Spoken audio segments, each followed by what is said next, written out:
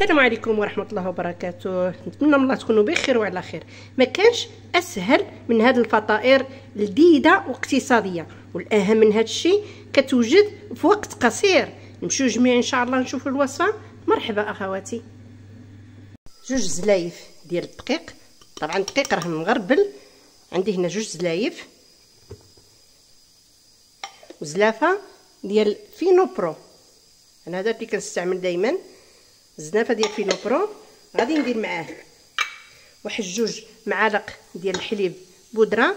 اذا ما كانش متوفر تقدري ديري ياغورت، تقدري كاس حليب وتكملي بالماء. انا عندي هنا جوج معالق. معلقه ديال الخميره فوريه مع معلقه ديال السنيده،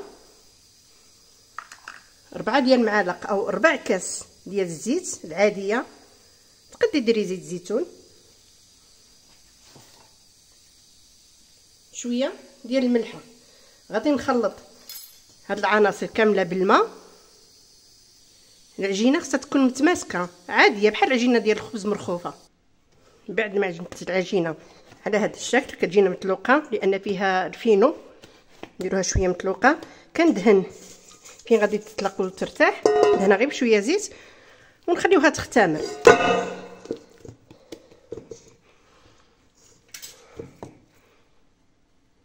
نخليوها تختمر ونمشيو نديرو الحشوه.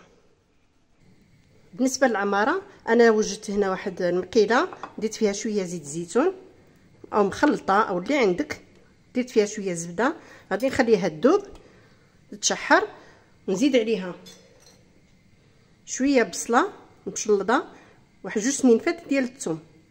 غادي نوضعهم كاملين يتشحروا. من بعد نضيف الفلافل. انا عندي هنا حمراء وخضراء، تقدري ديريها الصفراء اي نوعيه عندك، تقدري ديري حتى القرعه خيزو محكوك.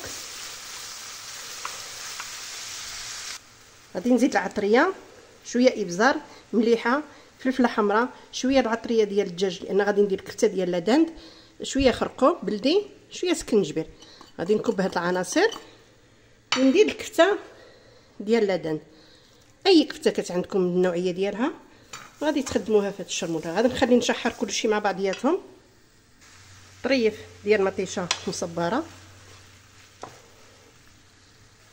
شويه ربيع قزبر معدنوس، وغادي نخليها تبرد بلا ما اختمرت لينا العجينه.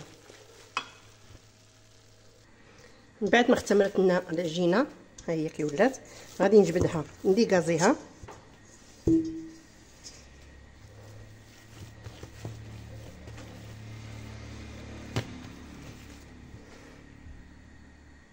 غادي نوجدوا منهم كويرات.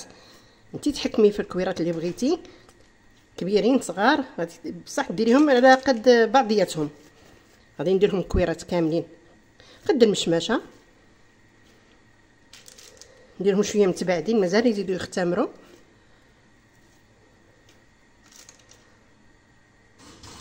غادي نخليهم يرتاحوا شويه باش يسهل علينا من نطبعوهم.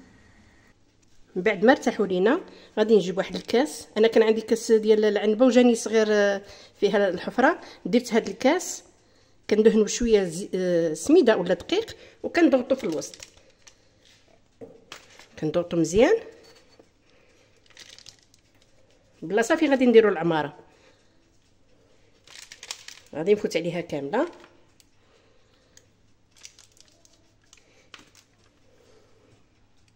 نجيب واحد البيضه ضربتها مع شويه ديال الصوجه، وغادي ندهن الجوانب ديال الفطيره ديالنا.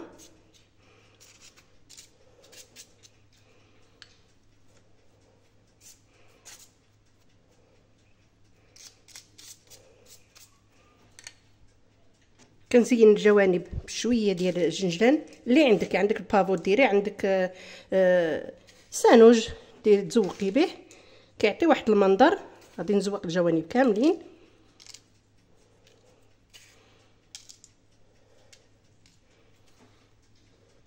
ونجيب العماره ديالي نعمر داك الحفيرات اللي درتهم.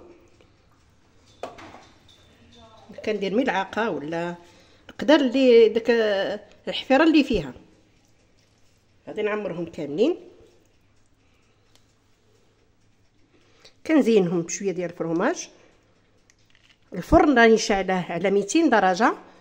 غادي ندخلو الفطائر ديالنا يطيبوا من التحت، عاد غنديروهم من الفوق باش يتحمروا لينا على حسب الفرن. كل واحد التوقيت بالنسبه للتوقيت، كل وحده والتوقيت ديال الفرن ديالها.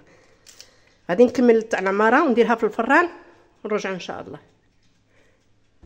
الفطائر ديالنا هما طابوا كيجيو على هذا الشكل تبارك الله.